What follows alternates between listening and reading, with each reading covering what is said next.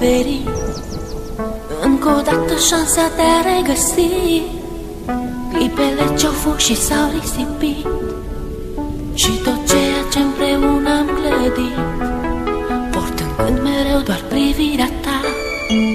Realitatea nu o pot accepta. Ieri erai cu mine, azi nu mai ești. Ce s-au scris cândva au fost doar povești. Tu spuneai mereu trăiește-ți clipa, viața însă n-a putut ierta. Tu ești sus acolo printre îngeri, mi-a rămas doar amintirea ta. Vei rămâne în gândul meu, la bine și la greu, iar tot ceea ce-am făcut împreună ne va lega mereu. Vei rămâne în gândul meu, la bine și la greu, iar tot ceea ce-am făcut împreună ne va lega mereu. Astăzi cerul parcă e înnorat, totul în jurul meu îmi pare schimbat.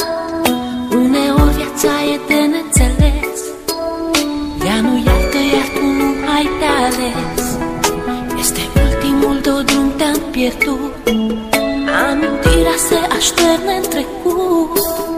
Ieri erai un suflet nevinovat, astăzi îngerii din cer mi te-au luat.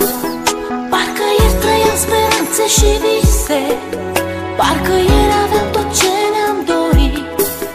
Tu spuneai că viața merge înainte, mă întreb oare chiar s-a sfârșit. Vei rămâne în gândul meu, la bine și la greu, iar tot ceea ce-am făcut împreună ne va lega mereu. Vei rămâne în gândul meu, la bine și la greu, iar tot ceea ce-am făcut împreună ne va lega mereu.